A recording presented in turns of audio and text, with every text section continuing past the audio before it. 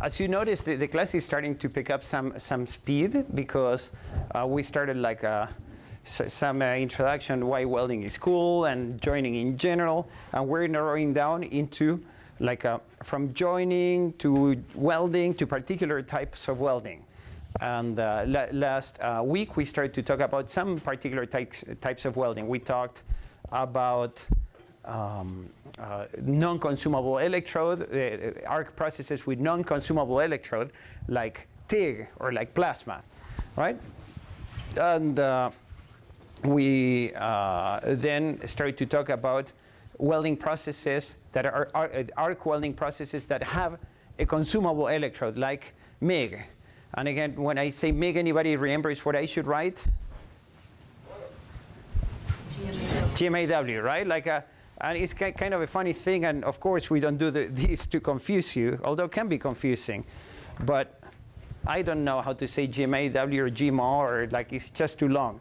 But the naming in welding is kind of funny. So we talked about MIG, and then I showed you a video, and in the video they discussed something extremely important for wire-based processes that we get to see in MIG for the first time, and is the metal transfer. So if you have wire that you're unspooling, and on the other end you have a weld, somehow the wire have to have come to the weld. There are three main ways in which it does it. One is few big droplets, the other way is many small droplets, and the third way is just like having a short circuit that by touching, and instead of having the droplets falling, it's just like making liquid bridges that transfer the metal. Right? So 1, 2, 3. This is kind of an intermediate case, right? This is called the globular. This is streaming spray, and this is what they call projected spray. And overall, the criterion is the droplet bigger than the wire? When the droplet is bigger than the wire, you'd say it's defined as globular. But what really matters is what the physics are, which we discussed briefly last time. I'll give you a refresher, and then if all goes right, we'll have just a session on metal transfer, right? Before I move farther, does anybody remember what makes this droplet fall, these big droplets? What is the say gravity, right? What matters here is gravity is a law of nature, right? So many people can explain things, but as engineers, we want to come down to what are the laws of nature that explain this. Gravity makes it come down, but why does it have to wait before it detaches? Why does it have to wait before coming down? You have gravity pulling down, and I agree. Say? Actually, in this case, it's surface tension. Now, this one has electromagnetic forces, right? And again, they balance against the capillary forces, right? Those are the laws of nature. Those are the true explanations. People sometimes would say, oh, well, this is because it has argon. No, that's not the cause, right? The cause is something else. It just happens that streaming spray and argon go together, but it's not the cause, right? Do I have electromagnetic forces in this case? Do I or don't I? Yes, of course I do. So why are we talking about electromagnetic forces here and not here? Because the electromagnetic forces are stronger than the surface tension. Right, they are stronger than gravity. In both cases, you have a gravity resisting an external force. In this case, the biggest external force would be gravity. And in this case, the biggest external force would be electromagnetic forces. But in both cases, you have gravity, and in both cases, you have electromagnetic forces. What happens, you see that this says low current and high current. At high current, the electromagnetic forces are much bigger. Actually, they increase with the square of the current, right? So, and then why short circuit happens at low voltage? Why short circuit happens at low voltage? Well, again, that's not an explanation based on the laws of nature, right? And by the way, no, you don't hurt yourself in any case if you know what you're doing, right? But you have low voltage because the voltage of the arc depends very much on the arc length. So to have a short circuit, you should have a 0 arc length, right? So you lower the voltage until the arc length is 0, right? And we put this arrow of high heat, and we were talking about if this is current and this is voltage, current times voltage is power, right? In this case, is thermal power, right? Current times voltage, this part has high heat, this low heat, right? And so we talked briefly about globular. There are these big droplets. They are not necessarily go down straight, as I'm going to show you in videos. So I try to put the droplet here, the whirlpool here, but sometimes the droplet goes to the side. It's not kind of a high quality type of process. It's a process that can get the job done in many cases. And it's cheap because you can use 100% CO2, which is a cheap gas. We talked about streaming spray or actual spray or even projected spray. Is smaller droplets, those do go straight. They is like a beam, right, of droplets coming out. Now, because you needed higher currents and the voltages are still more or less the same as globular, you have higher power. If you have more power, you can weld thicker sections.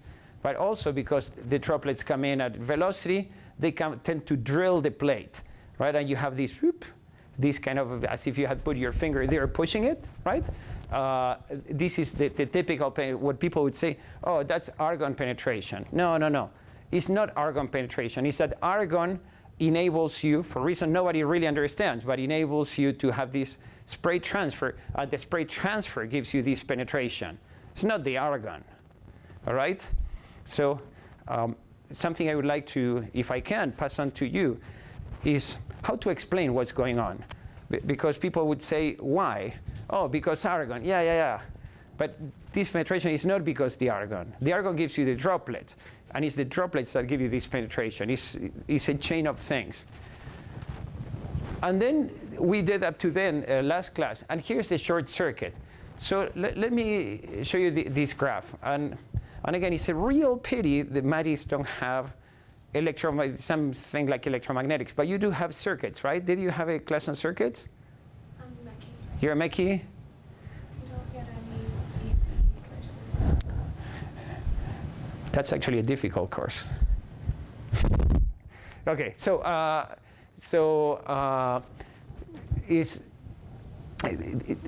let's do versus time. Let's start with voltage, right? And let's say the machine gives you a voltage, right? And when you have a short circuit, the voltage now is going to be low because you don't have an arc anymore, right? Actually, that's the whole point of the short circuit, right? And then the short circuit breaks, and the voltage, you have an arc, and the voltage gets high. And as long as you don't have a short circuit, the voltage is high, then you have short circuit, goes back to near zero again. Everybody with me on that? That's fairly easy. Okay, here's the other thing. Now let's say we have a short circuit, right? I have a short circuit. The resistance would, the machine is, the resistance of the welding operation is high or is low in a short circuit? What do you think? Would be low, right? Because I have the electricity going straight from the wire to the plate. There is no arc, no nothing. Very low resistance, right? If the resistance is low, but the voltage, it's, and I have, sorry. So I was talking about the short circuit, right? The resistance is low. And so now the machine will try to start to bring up the current, right? In MIG, in gas metal arc welding, we tend to try to keep the voltage as constant as we can. If you have a short circuit, it's not going to be all too constant because you have a short circuit. But the machine will increase the current, trying to catch up with this voltage, right? So the current starts to increase. And you see this curve that looks like a shark fin, right? That is actually part of an exponential, right? The machine starts to increase the current, and if you do nothing, the current would keep increasing as an exponential that would saturate at a relatively high value. Right? Okay, so the current is increasing, and this is related to the impedance of the machine. And old machines had a variable impedance, and they would have a core and big coils, and even like some things that would change the impedance is like when you oppose the change of current. Impedance is not a resistance, but when you want to increase the current very quickly, it wants to go slow. It's similar to inertia. When you want to change something quickly, inertia blocks you from changing quickly. So impedance is like inertia of electricity. So it starts to go like this. Current increases, increases. All right.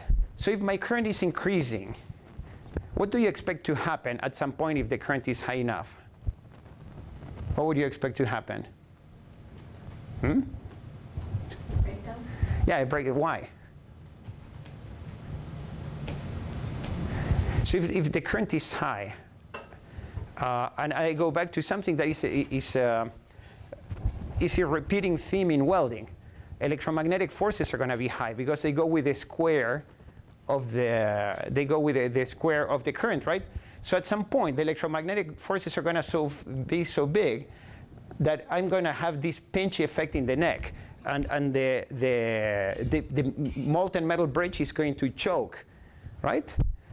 And then that's gonna, depending on on the intensity of the current you have, it's just going to break. It sometimes kind of explodes. A bunch of things happens, but it breaks, and all of a sudden you have the arc. And because you have the arc, now the welding machine is saying, oh, I have a lot of voltage. I don't need so much current, and starts to come down. This is the other side of the fin. And guess what?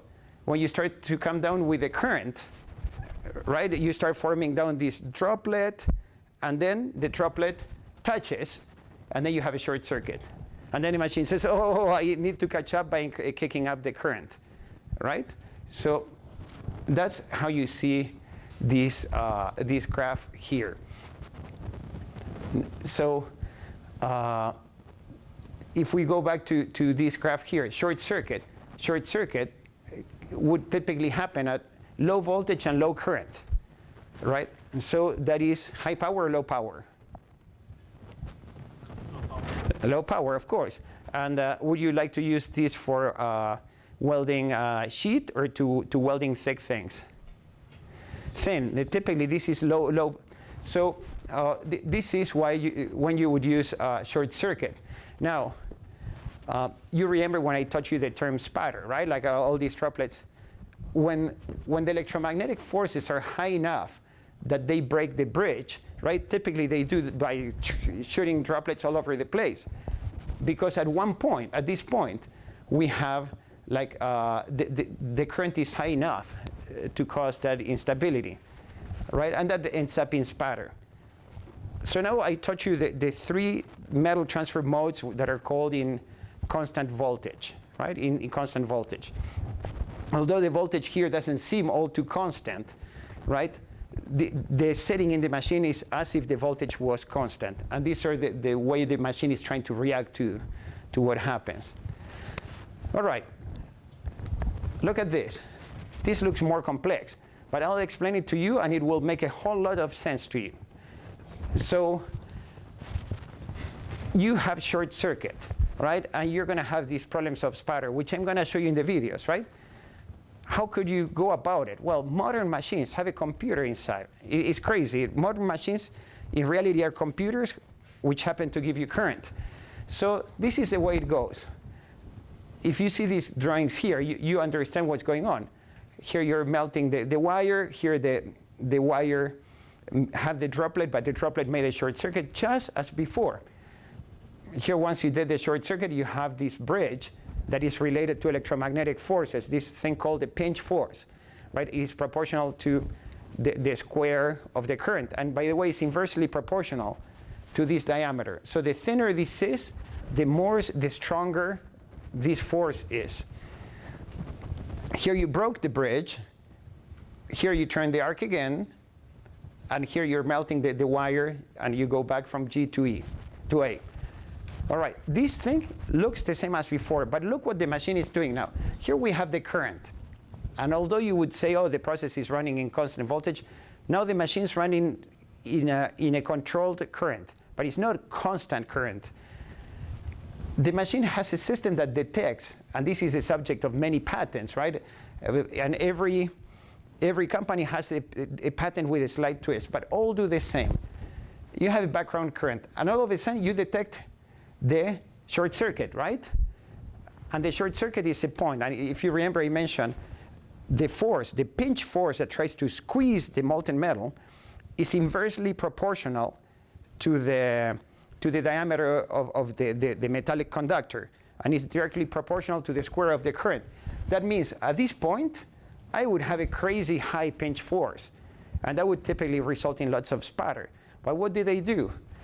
When they sense the short circuit, they didn't put it here, but when they sense the short circuit, either by measuring the voltage or the slope of the voltage,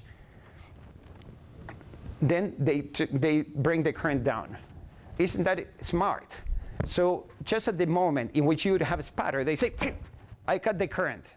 So I don't have this intense force that would create spatter. Okay, we're fine. Now the bridge is forming, right?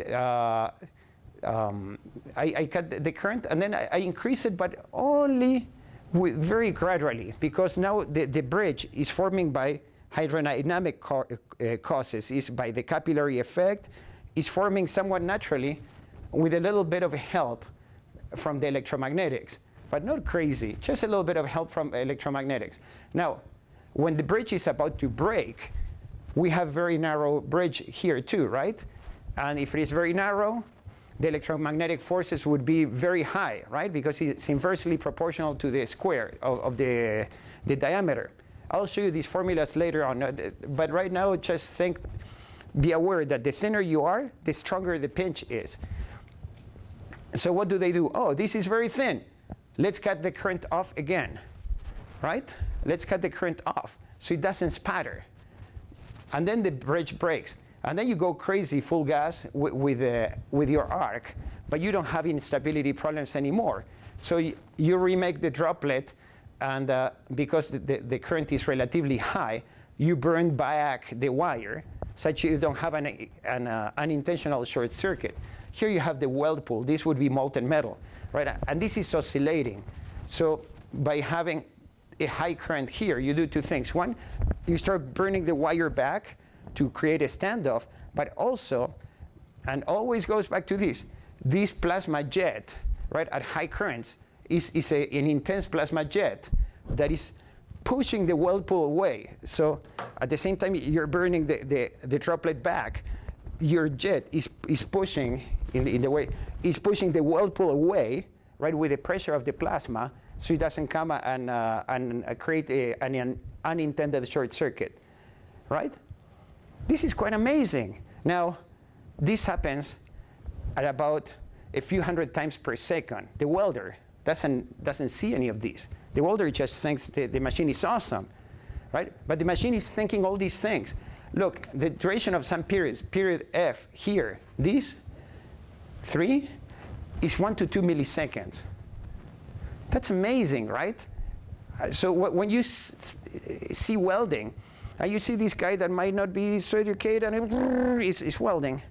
Somebody created a machine that is running, that has fractions of a millisecond time constants, and is making decisions based on a computer, right? You don't know, but it's happening. It's just totally amazing. Now, the end result of this is you have much lower spatter, and also you would avoid burn through. So this type of short circuit is very used in the automotive industry because you weld sheet very much, right? This has been a revolution for welding. So now where we have, we have in Lincoln they call it STT, Miller, like red machines. Miller is blue machines. They call it RMD. These two are very much similar, not exactly the same, but very much similar. There is this other one, CMT, from another brand called Fronis, which is European, in which, in addition of playing this type of game, what they also do is they pull the wire back, hundreds of times per second. They pull the wire back to help break the bridge. And by doing that, they can have this part lower, and they would have even lower heat input, right? And they would have even lower perturbation of the weld pool, right? This matters, and when you're engineers in industry, people will come and sell you these machines. This is legit. Sometimes they don't sell you legit things, right? Like salespeople will try to sell you everything. But I had engineers in industry saying, oh, this is just branding. No, it's not just branding. This is real technology. So there's another thing that is interesting, that is pulse spray. So in pulse spray, you would have a current that is kind of this square waveform. Can have other more sophisticated shapes. But for the most part is these pulses, right? And what is the story with this? Remember when we said spray transfer is good, and spray transfer relates to the electromagnetic forces that relate to the high current. And then we said, but high current gives you high power, right? So you're confined to thick sections. Fine. What if I want to have spray on a thinner section? You have a problem. You would have burned through. But now that the machines are controlled by a computer, you can do amazing things. For example, you can have a low average current that would give you a globular transfer. But if this current that is low is in reality the average of something that is kind of this square wave, you could have a low background current, and then you raise your current above the spray transfer to high enough, so you cause these electromagnetic forces to spit a droplet. Sometimes spits only one droplet, sometimes spits more than one droplet, right? But here you would essentially be in spray transfer, and then you go back to where it's globular, but you don't let them detach as globular. You form a droplet and you go back up and you detach it. So this way you get the best of both worlds. You can have the benefits of spray transfer, right, without paying for the problem of the high heat input. Also, if you wish, playing this trick, you should be able to use higher CO2, right? I mentioned how pure CO2 will give you globular, and you need high argon for spray. So you can have like up to 15% or something around that range to have spray. But if you use this pulse spray, you might be able to move it to perhaps 20% CO2, right? So these are the type of advantages. What are the disadvantages? Well, when I mentioned to you things a few hundred times per second, things happening, that's audible. Your ear goes from about 30 or 50 hertz upwards, and these things run at 100 hertz, right? So you hear this kind of bee buzz sound, like bzzz, and drives you crazy, right? So operators hate this. And if there is a drawback to this type of metal transfer, right, with the pulse, is this audible sound that is driving people crazy. Now, you cannot change the frequency very much because the natural detachment frequency of the droplets is in the audible, and you cannot change those physics, right? So you're stuck with that. But this is very important. Let me tell you something. So John Deere, the company that makes the green agricultural equipment, of course, they need to weld lots. So in the 80s, they had a problem of lots of fume emissions. And the fume emissions are related with the metal transfer mode, right? And they didn't know what to do.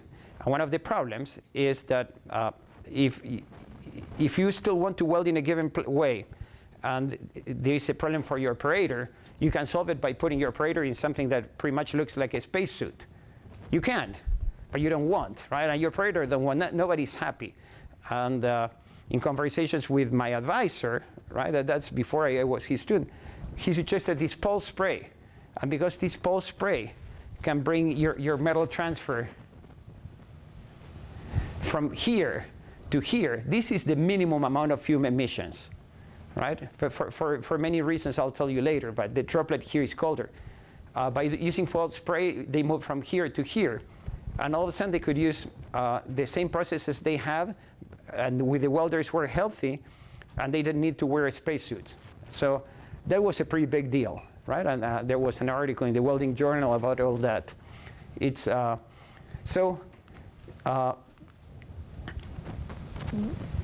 the impact of knowledge on welding can be enormous. And that's what I hope to transmit to you, so you can make wise choices when you buy equipment, and maybe you will invent equipment. That would be totally awesome. So I'm going to show you a video that you have already seen. That is metal transfer. I showed you this in our first class. But now it will make sense to you. Look, droplet, right? Weld pool, globular. You see, the droplet didn't come down. Went to the left. We're going to see another one detach. It's going to go like that. Oh, OK. So I'll put it for you to see again.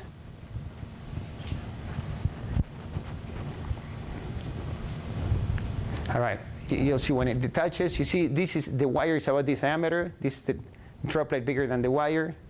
Right. This is called free flight transfer, right? Because the droplet is flying through. This is 3,000 frames per second, so it's about 100 times lower. Streaming spray, right? You see the tail that is being formed, the little droplets, right? You understand this now. Why is it like pinched? Because of these electromagnetic forces, right? The current. Here you have the short circuit. How do you like this pattern, huh? You see, this pattern happens because when you have a thin neck, everything flies away. Okay, that's another thing we'll discuss in another moment, right? But isn't it cool? I showed you this video before. You have seen it, but probably meant nothing to you back then. Now it makes a whole lot more sense, right? Okay. We're talking about arc welding with consumable electrode, but no fluxes, right? So in gas metal arc welding, you have this solid wire that you're feeding, right? But you can play tricks. Instead of having a solid wire, you can make something that looks exactly the same, but in reality, it's a tube in which you put powders inside, right? And there are many ways of sealing this tube, and then you extrude it. But believe me, although this looks difficult, people make this by the kilometer, right? And they extrude it and they draw it, so it looks just like a normal wire. You can tell them because they end up having different colors, but other than the color, everything is the same. But here's the trick: if I want to do gas metal arc wire, I need to cast a batch of steel, draw it, right? And it's okay.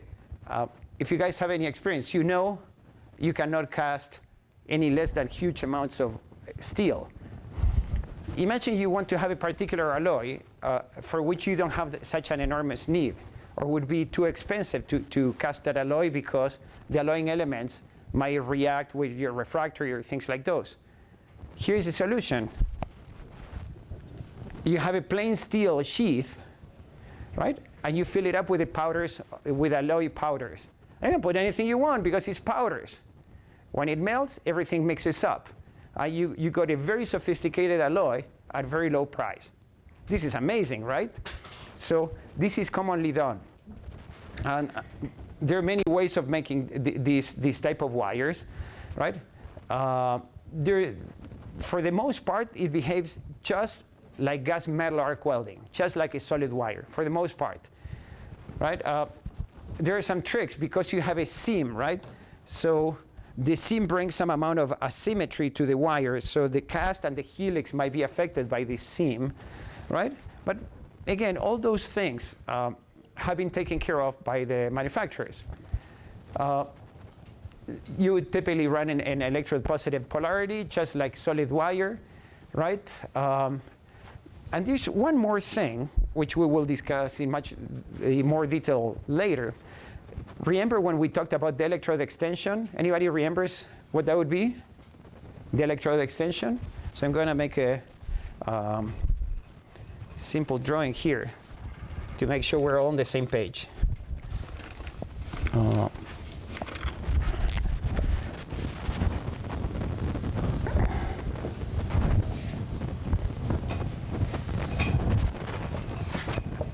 This is a wire, right? Do you remember what we call this? Contact tip. This is the electrode, right?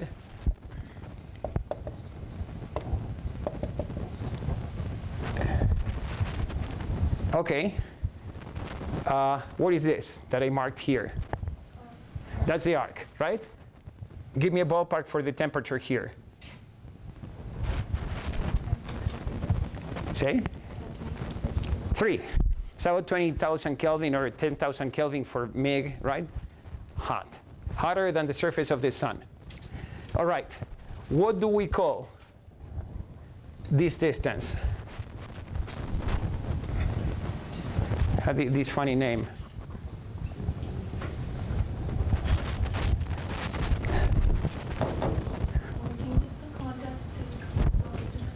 Contact tip to workpiece distance, right? Okay. All right. What do we call this distance? Arc length, right? This is easy. What do we call this other distance? That's the electrode extension. So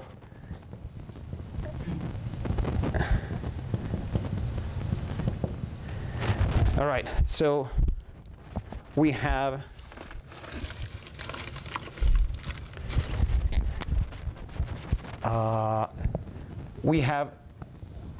current going through here, right? And it's the same current that goes through here, right? This current going through this wire, what do you think is happening?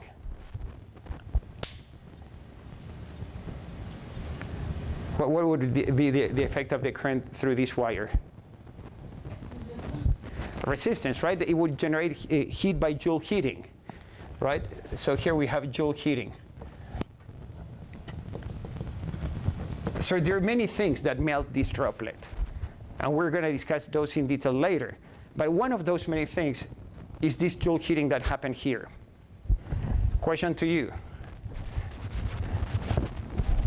If I get with the same current and the same electrode extension, solid wire and metal core, which one would give me more heat?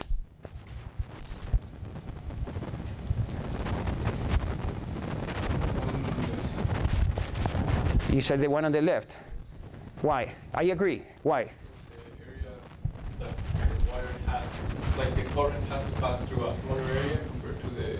Right. The powders are not very good conductors, right? Because they have all these points of contact. So in this case, the current has all these places to go. In this other case, this is a metal core, has only this part to go. So the resistance is higher. So I'm generating more heat, right? So if I generate more heat with the same current, I should be able to melt more wire, right? Because I'm putting more heat. So one of the selling points for metal core, when you're engineers and they say you should buy our metal core wire, one of the selling points is higher productivity.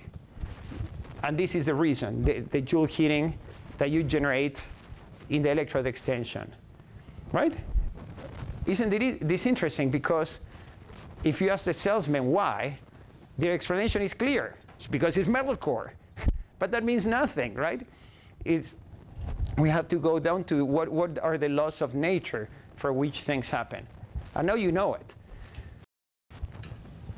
All right. So about other variations of consumable electrode without fluxes. We can have two wires, right? Here we have two wires, here we have two wires. I can have the two wires running from a single machine, right? So I would have this shared contact tip, right? And the voltage would be the same, right? Because this is all a whole bunch of copper. And then the current would go through these two wires, right? This is relatively cheap. Who can tell me some advantage of doing this? Why would I have two wires instead of one? Who said that? Okay, that's true. But again, why? Why don't I have a bigger wire? I agree with what you said, but I can have higher productivity with a bigger wire. Finer weld seam? Uh, Hold the weld seam more than you would with a bigger wire? the answer to it is I don't know, but I think it's no. But I think it's no. The seam is more or less the same because the width of the seam is given by the heat transfer. So if you have amount the same energy coming from the two wires and from one, your seam is going to be more or less the same. The current would be essentially divided between the two wires. So it would be more or less the same current too. Okay, excellent. Here we have one. This one you say would be more joule heating, but these two wires would be about half the area and would be about half the current. So the joule heating would be more or less the same.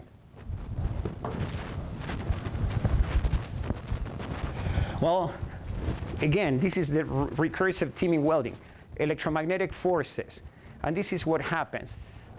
If I split the current in two, right, the force of pinch and the force of the plasma goes down by a quarter, right? And this is especially important when we're doing high productivity, as you mentioned, because high productivity typically means high current.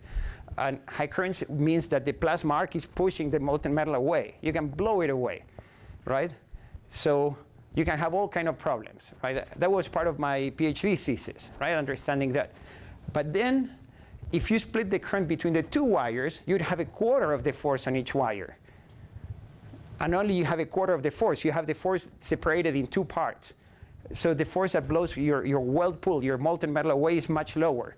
And you can do the high productivity welding without the problems of like destroying everything, right? This is interesting. It's the laws of nature explain so many things of reality. Now, going back to electromagnetics, right? We should have a tutorial on that. If I have the same current going here and here, right? Do you remember when I first showed you something about hot wire that we saw the arc moving? And I mentioned the concept of arc blow, right? In this case, you're going to have a similar problem. You have a current, you have another current. When the currents are the same, they tend to attract, right? So the end result is that these two arcs are going to interact with each other in a way that you might not necessarily like or want, right? Might it be a problem sometimes, might not be a problem some other times. But if it is a problem, what's the solution? You go tandem. This is pretty much the same as this, except now you have two power supplies that are independent. And now your process got about twice as expensive. So if you like to do this, you better know what you're doing because it's going to cost you more. And now you can play games. For example, you can say, I don't want these wires to interact. When one wire is at high current, I can pulse it, and when this is at high current, this can be at low current. So the interaction between the wires would be minimized, and then I can pulse it this same way you have the pistons in a car. One is up, one is down, one is up, one is down, right? And you minimize the arc blow. That's amazing. And then you can start getting creative and say, but if I have two power supplies, why should I have the same current in both machines, right? I can give like the lead torch a lot more current, so it gives me the penetration, and the trailing torch a lower voltage, so it gives me a good second pass, right? All in one. You can do so many things at twice the price. But in welding, everything you want to do, the answer is yes. And then the second question is, do you want to pay for it?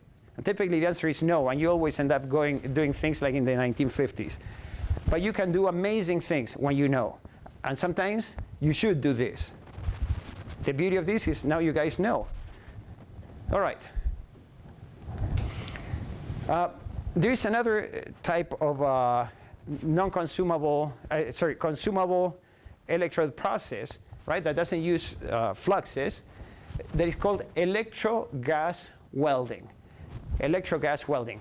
This is in many aspects the same as MIG, the gas metal arc welding. Here you have a consumable wire, you have gas, you have a contact tip, right? In the schematic, you cannot tell it from MIG. But in reality, you do. And what's the reason? Because this is running at huge currents, more than 1,000 amps. MIG seldom runs at 400. But this, you seldom run it below 1,000 amps, right? 2,000 amps, you could go crazy, right?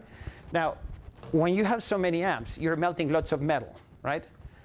What do you think would happen if I melt lots of metal?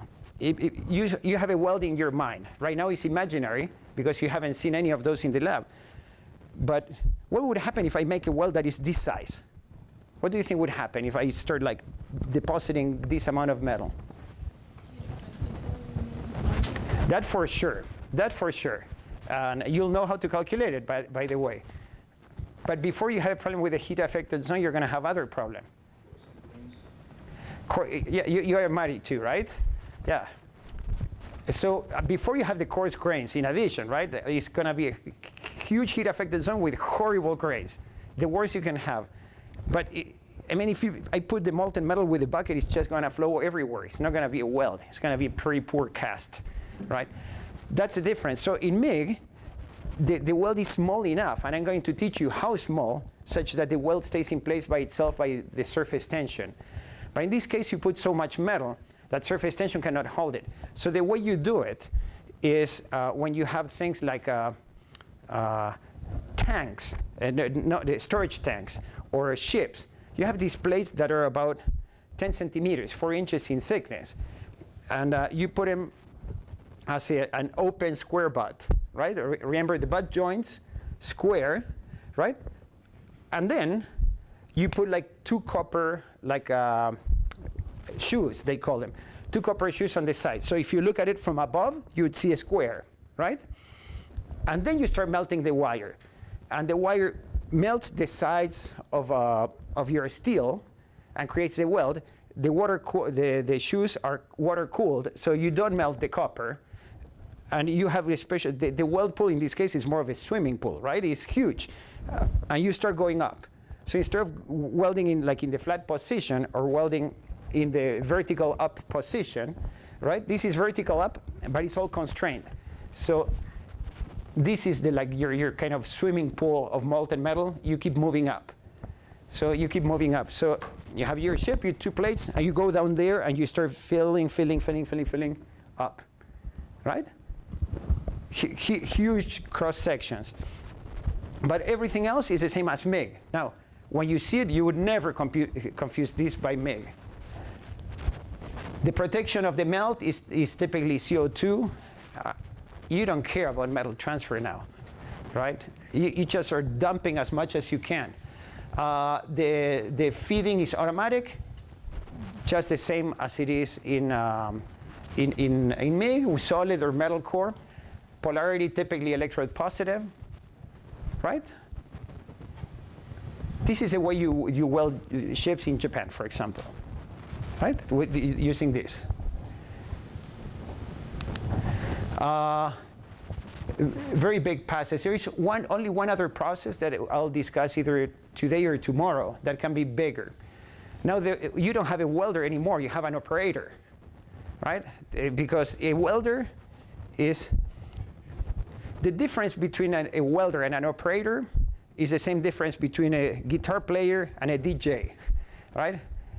The welder has to be like playing every note. The DJ presses play, right? It's very different. So this is, here we have the operator. You do need the eye protection if you want to see what's happening because it's shielded by gas and it's very bright, right? Applications, typically shop welding, but you can do this in the ships. The shipyards are like pretty much field welding. Square groove welds, and for butt, you can do T-joints this way, right? It's just like how you would position your shoes. Shipbuilding, storage tanks, super interesting process. And again, something cool about this class, because you understand the similarities between this and MIG, you'd never be caught off guard if somebody brings this. If I give you training on just being good at one process, this would be like coming from Mars to you. You'd think it's so different. Yeah. But it's not different. Why would you use it in a ship? It's got that huge heat affected zone and the bad grains, because we're not like susceptible to corrosion. Yeah, corrosion, low toughness, everything wrong, right? But again, the key on welding is fitness for purpose, right? So if you pass the standards you have to pass, you go with it. What would be the alternative to make it like a huge, like for example, double V groove and weld with MIG? You'd make a ship every 10 years, right? So what you say is true. So the trick is, all right, this is going to suck, but sucks enough as to still pass, then we're done, right? This is an interesting thing of welding. You can always do it better. But once you pass the criterion of acceptance, any better that you do it is money you're wasting for which you don't get paid. It's kind of weird, right? So many people would argue this class is all superfluous because I'm teaching you all these things, when in the end you just grab your electrode and go and weld. But here's the catch. If somebody moves the bar of acceptance, you'll be in pretty sorry shape if you don't know how to think of alternatives, right? But you guys are going to be awesome. No problem. All right. Now, this is so much for consumable electrodes without with the gas shielding. Do you guys have any questions or comments about this? Has anybody seen MIG welding, or you can recognize? Anybody done? Did you do MIG? No, TIG. Okay. You will do MIG. You will do MIG in the lab. So a couple of things before I get on to the next topic. We are going to have a seminar today, right? This is an anomaly that actually got me in a pretty bad mood. It's a problem of scheduling, but this is an exchange of this DBR lecture that we had last Thursday. There will be 2 more classes in which we need to move our seminar to Tuesday, including the exam that is not on Thanksgiving Day, right? Will be on the Friday previous. Me or the TAs will send you a note with the amended schedule, all right? So I'm sorry about those things, but we'll pull through, no problem, we'll be good. So and for the grad student this week, and might be coming a little bit late, but I want to assign topics for you to do. Until last week I was quite busy, but maybe I'd like to have a word with you. I'll figure out a time to talk briefly about projects, but more than for the grad students, more than having like open-ended projects that are typically make work, I'd like to have projects in which you grab these fundamentals you're learning and you apply them, right? It's a little bit more of an intellectual exercise, but then you'll start to see how the descriptive literature you might see out there can all be explained with these concepts. Okay.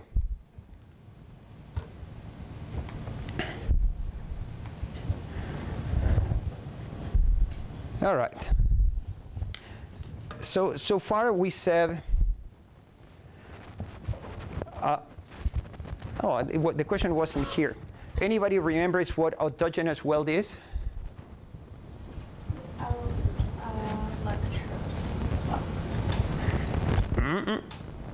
Only with base metal? Say? Only with base metal? Only base metal. You don't add filler metal, right? So can I do autogenous with TIG? Say? With TIG, no? Yes. The TIG is like the electrode is not consuming. Can I do autogenous with MIG? No, right? No, by definition, because I'm dropping all this metal, right? So we're going to talk another set of processes that has similarities with MIG. That is, we're melting a bunch of wire or something. We're melting. We're putting in. So this will not be autogenous. Now, we have talked how molten metal and oxygen in the air are not a good idea when combined together. Right? We need to do something about it. There are a bunch of things we can do about it. What we have discussed so far is protecting the molten metal with gas, a gas that can be inert, such as argon or helium, or a gas which is not inert. That's why the Europeans call it MAG, not MIG, right? MAG, metal active gas, is not inert. But in the end, the carbon and the oxygen want to come back together. So you don't alter fundamentally the property of the base metal. You're not oxidizing it. You're not letting the oxygen of the air come in. Right? Another alternative is, how about if I melt glass on top of my metal, right? Which is a practice that is common in casting, right? In foundry shops. And so the molten metal is separated from the atmosphere by this layer of molten glass that then eventually gets solid, right? And that acts as like a protection capsule, right? This glass, right, is actually quite sophisticated, and it's not exactly glass. These are what are called fluxes. Now, we discussed this on our third lecture. When the flux is molten, or when it's molten and solid, right, and solidified, what is it called? Slag, right? And that's what you see, the welder is coming with a hammer, chipping it off. So let's talk about those processes. And I want to start with something called, there you go. See, if you call it GMO or GTAW, what the hell do you call these? FCAW? So the bottom line now, we write flux core arc welding, and we call it flux core, right? But the formal name is flux core arc welding, FCAW. Look, this is 99% the same as MIG, as you know. We have an electrode, we have a contact tip, we have a weld pool, we have a base plate, we have the weld here, we have the arc, we have a shielding cup, same as MIG, right? But there is one twist on this. Sometimes I put no gas here, right? And things are fine. There's another twist. This electrode is always tubular. But this is not metal core. Now you put inside these powders, the fluxes, right? The things that will be like a glass that melts and protects the weld, right? So as I melt it, I'm melting the metal and I'm melting the flux. And the flux, of course, is highly engineered. It's lighter than the metal. So it floats to the top and creates this layer of protection of the atmosphere, right? And then you gotta go and chip it off and take this out because you don't want this to be on your weld. So you're gonna have an arc length, you're gonna have an electrode extension, same as before, right? But although it's same as before in so many aspects, the laws of nature are very different now because I'm shielding it with fluxes that will have to melt. The fluxes might be having chemical reactions here, right? Things got a lot more complex. This is a lot more complex than MIG, although in so many aspects looks the same. So the protection of the melt, you have two types of protections of the melt. One, when you call it just self-shielded, is like you have no gas, right? This is called self-shielded. It's only the fluxes, right? This is convenient in so many aspects. Now you don't pay for argon. You don't even pay for CO2. And you have also those that are called dual shielded, in which you have the fluxes and the gas, right? It's kind of funny. I'll tell you soon why you want to pay for gas and the fluxes, right? The gases are typically pure CO2 or blends of CO2 with a little bit of argon, right? It starts to get expensive. Or with CF4, right? CF4 is a gas in which the fluorine might react with any hydrogen you might have around and sucks up the hydrogen and gives you a weld that is low in hydrogen. Hydrogen can result in weld cracking. So you want low hydrogen, and this CF4 can help. The filler material is an automatic wire feed, right? Same as MIG. You have this tubular wire with a flux inside. The polarity typically is constant voltage, same as MIG. Typically electrode positive for when you have also dual shield, when you're shielding with the gas.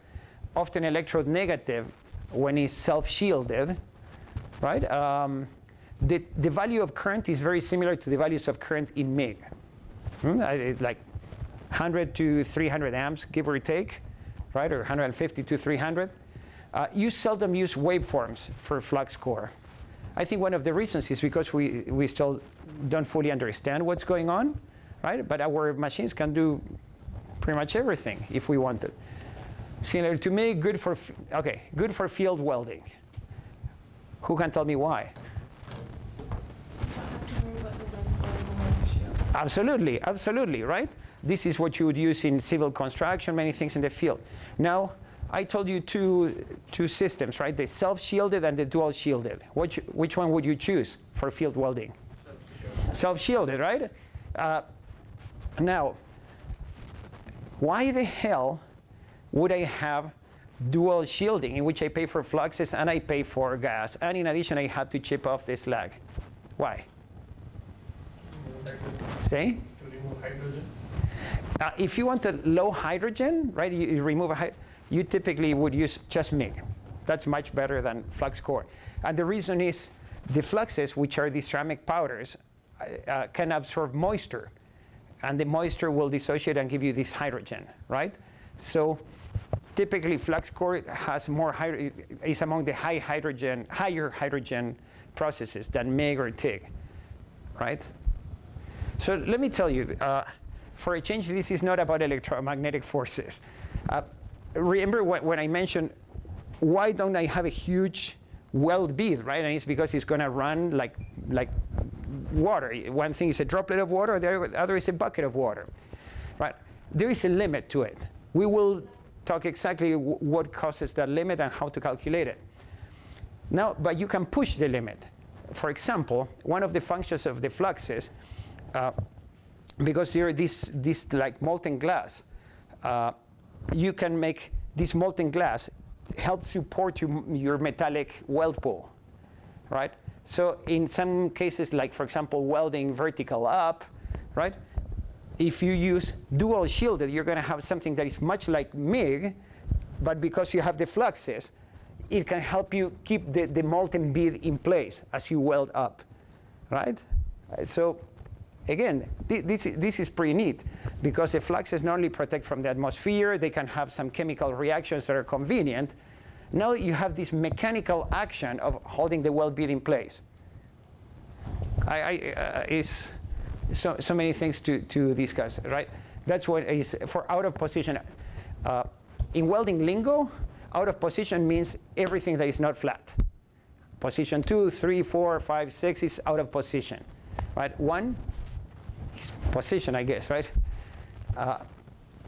Of course, we cannot make details too small. This is not TIG. This is not a subtle thing. This is something to put things together. Not only we can have some hydrogen from the moisture that is absorbed by the fluxes, but also toughness is not going to be so good. Just to start, if I have ceramic powders, some of those can be entrained and create inclusions. Now, if I am self-shielded, right, in some cases, I'm self-shielded with precious little slag left. And you'd say, that's crazy. So if I have little slag left, what protects my molten metal? And the things they would do is to put a bunch of aluminum among the powders. Aluminum is very reactive with oxygen and with nitrogen. So in your weld, whatever oxygen or nitrogen got in because you're not shielding it, gets absorbed by the aluminum, right? So you took care of porosity. The aluminum with the oxygen or aluminum with nitrogen will give you these like inclusions. Ceramic toughness is horrible. Okay, now you'd say, why would you want bad toughness? Well, you don't want bad toughness. But in many applications, for example, civil construction, You don't measure toughness.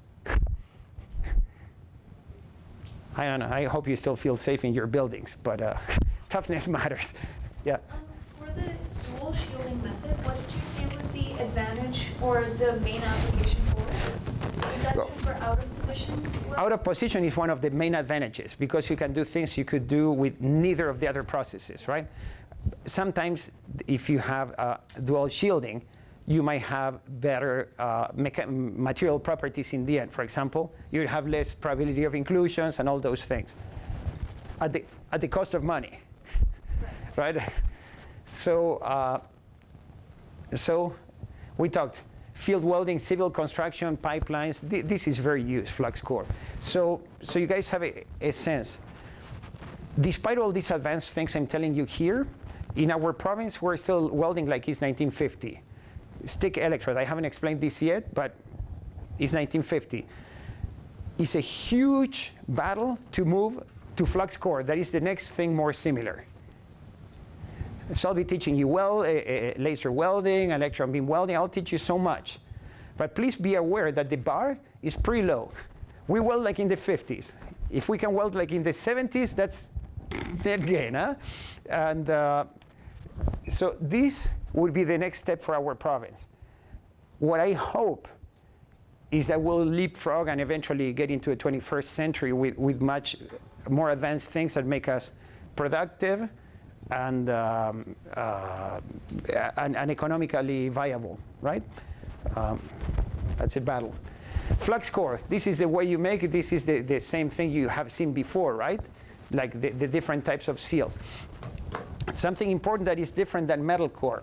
Because these ceramic powders can absorb moisture, and there is no, the powders are themselves the shielding, you don't want the moisture to get in. So when you get a roll of flux core, it comes sealed. You open it up, and you use it. In many companies, whatever you didn't finish at the end of the day, you dispose, because it can catch moisture and therefore can have hydrogen cracking, right? Some people would recycle it, but for the most part, flux core, you have to be very careful about moisture. So how moisture can come in? Well, it can come in from the tip, but also can come in from the seam, right? So guess what? For everything in welding, there is a solution. You can make it seamless, in which you can do a laser welding here, so you close it. Not cheap. Who does that? The Japanese, of course, right? Like everything you want something super expensive, for some reason I don't know, it works for them, right? So you can have this seamless that would give you no moisture, right? Now again, you say this is very expensive, but if you had the problem of either you were disposing too many unfinished pools, or hydrogen cracking was a serious problem for you, now you have an alternative, and you would know how to evaluate it. So typically, flux core and same for metal core, right? These tubular wires. You have electrode positive polarity. Occasionally, you can have electrode negative, depending on the fluxes. And these issues of polarity and fluxes, we're going to discuss when we discuss the plasma arc. So the flux core, you can think your fluxes for different types of operation, right? For example, you wanted to do vertical up, so you want to have something that is called a fast freezing slag. So it's kind of holding it solid, right? For some other applications, you might want to have a fluid slag, right? That takes longer to solidify.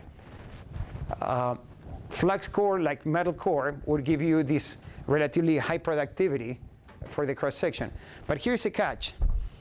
That productivity is negated. In metal core, you're melting all your powders that are metal. In flux core, you melt your metal and you melt the fluxes. And then you chip off the fluxes. So the gains in productivity of metal core are high. For flux core, not all that much, because the tubular electrode acts as if it was just a smaller diameter normal electrode. I want to show you here our lesson, just as we did previous classes on flux core.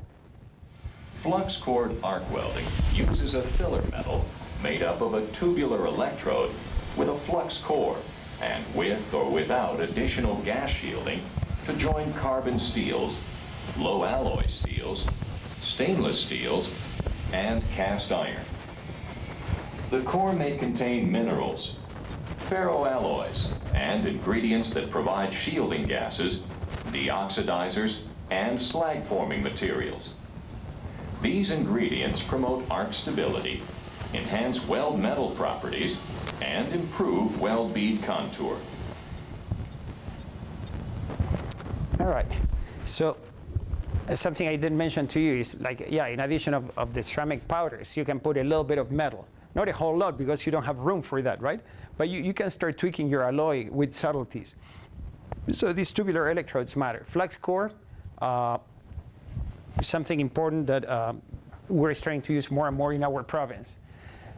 I have two videos, one that we did in our lab. The left one is for,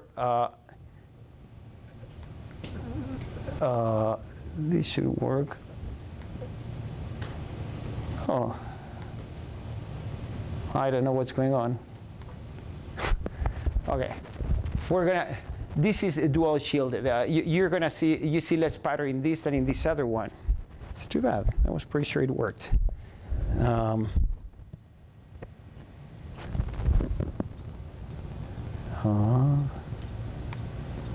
Okay, too bad. I'll have to move on.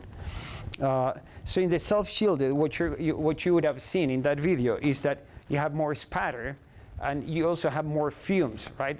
Flux core is a process where you're gonna see lots of fumes coming out, right? Like TIG, you see nothing. MIG, very little. Flux core, lots. Stick, lots. And you don't see here in the video, but the toughness tends to be less, right?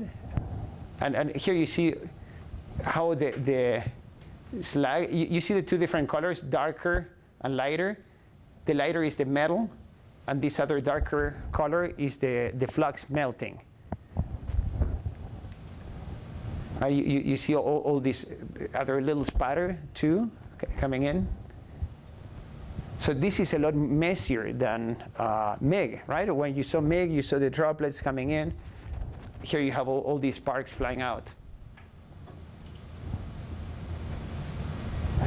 You see this part here? This is the slag, right? This is the molten metal in the weld pool, and this is the slag floating on top that is making this protective layer.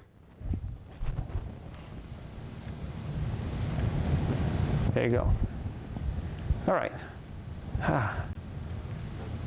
Okay. So we're going to have a session just on welding fluxes, but so you have a sense as I talk about the welding fluxes. What do you expect from welding fluxes? To generate a protective slag, we already mentioned here. The first one is to generate a protective gas, and it's funny, but imagine you have, in MIG, we had argon atmosphere, or CO2 atmosphere, and the plasma is a plasma of argon or a plasma of CO2. But if you have fluxes, now you're starting to evaporate those fluxes. And your arc is going to be on a gas that is the gas from evaporation of the ceramics. Very different gas. For example, if we have oxides, there will be oxygen in the gas. If we have fluorides, it's going to be fluorine in the gas. Right? And by the way, you don't want to bring a bottle of fluorine and put it there. But if you have fluxes that have fluorides in it, there will be some amount of fluoride that affects your voltages and many other things. Right? So it protects from the atmosphere, help generate the gas, hold the molten metal in place. That's what I mentioned in welding out of position. Stabilizes the arc. Right? By arc stability, what they mean is the arc shouldn't get interrupted. And when we discuss about the plasma arc, we're going to see that some flux formulation or some gases can result in interruptions because they're more difficult to create the plasma, and some are more favorable, and that has very important practical implications. The fluxes also act as to refine the melt. This much like in casting you'd have, or in steel making, right? You reduce the oxygen, right? Nitrogen, sulfur, and phosphorus. You don't want any of these things. You don't want any of those things in your weld. but they are there. So with the fluxes, you can start taking care of these things. You can add alloying elements as you add them, some metals together to your ceramics, and things like as you're melting two liquids, right? And the two liquids, the ceramics and the metal, are immiscible liquids. The density of the ceramic better be less than the density of the steel because you want it to float, right? You don't want the inclusions to fall. And another important thing of the fluxes is they have to be easy to remove. Yeah. So I've got a question whenever we're welding up. Yeah. Because it's going to be lighter, what's stopping it from going on top of where I want to weld next rather than on the outside of my weld? That's an excellent question. So you say when you're welding vertical up,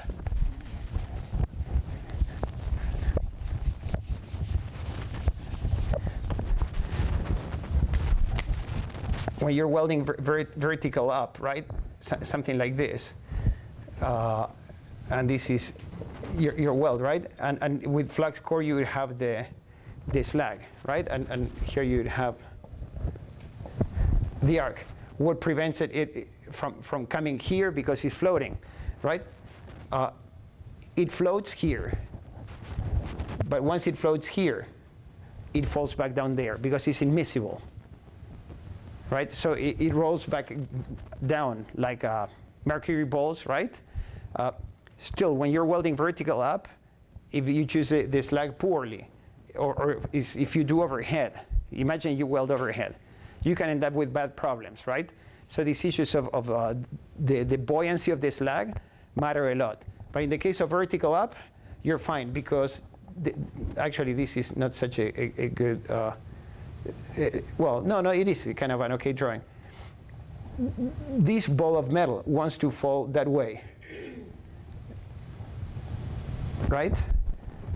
And it's these fluxes here, this slag here, that is helping keep it in place, right? And whatever came up here in the mixture floated here and falls there. But now you start to realize when people talk about the welding torch angle, if you have the wrong torch angle, you might be blowing this to the front, which would be a pretty bad thing, right? So you're going to see. And about this, I don't have direct evidence, but I'm going to ask next time. When you train the welders, you tell them what angle to have with the torch, right? So far, I never talked about the torch angle with you, right? This is a very practical thing that is trained, but has important implications, like you would be blowing your slag one way or the other, right? Yeah. Same question. Yeah. At this position, like I think the slag will probably just float up, right? Yes. Why is it's not like when you are trying to weld up, like trying to is your slag always on top or it's still gonna go to the left side? Well, once the slag reaches the top, Yeah. I mean, it just falls. On the bottom areas, like would the flux be on the left side to protect the surface or? Oh, here, yes. This is, I don't know if this drawing was clear. This is like the side of a plate, right? And we're welding it up, right? And this is the weld that we left here. This is the coating of slag that is behind. This is a molten metal here.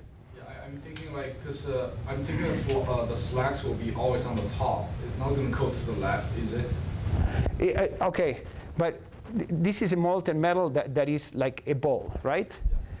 Yeah. Imagine you have let's forget about the arc for a minute. The slag floated to the top.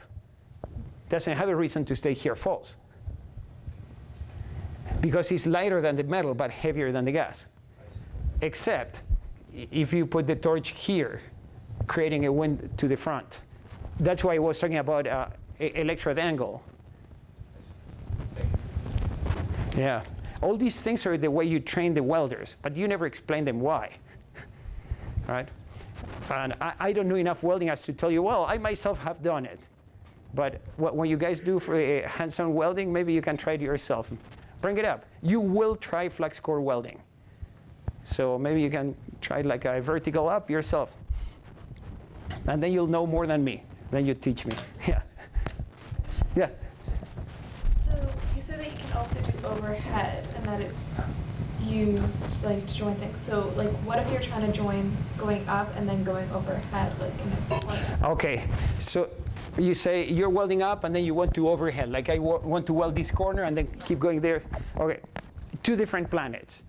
It's not true that because you're welding here, you're going to keep welding there in the same conditions. For sure, the parameters are different, but your consumables are likely to be different too. So overhead welding is a world in itself, right? Among other things, because everything falls on you, right? Even your PPE might need a bit of tweaking, right? Yeah. You just don't go all happy like that. True or false? You have a dubious true?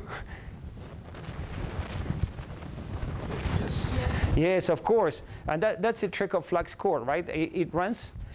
Funny, right? I was talking about electrogas welding, how it's exactly the same as MIG, except that you'd never confuse one with the other because it runs at such high currents.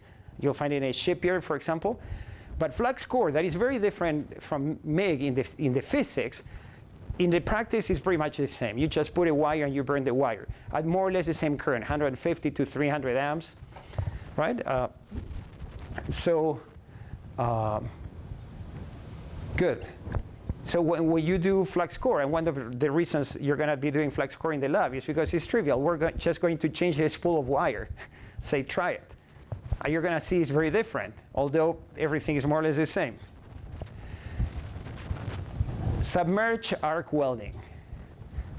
And people call it sub-arc. So in sub-arc welding, right? This is very similar to MIG now, again, or maybe to flux core, however you want to see it. Why? You have the wire coming in and being molten. Here you have the base plate. Here you have the solid weld metal, right? The first thing. So in that aspect, similar to MIG, except, of course, we do not have a gas here. It's similar to flux core because you protect your melt with slags, right? So that is same as flux core. But it's different than flux core in that the flux does not come from the electrode. It's not coming from inside the tubular electrode. The flux core comes in because you're just dumping it in place with a flux hopper, right? So that's the reason it's called submerged arc welding. It's because the weld happens submerged under all these bed of fluxes you put with your flux hopper. I hope you're not like me, and you will not think for much longer that sub-arc welding is underwater welding. Has nothing to do. Submerged arc welding does not mean you're submerged underwater. The great minds of welding thought that submerged arc welding was a great name for something in which you're submerged under the fluxes, right? So very familiar to all the concepts we have been discussing so far.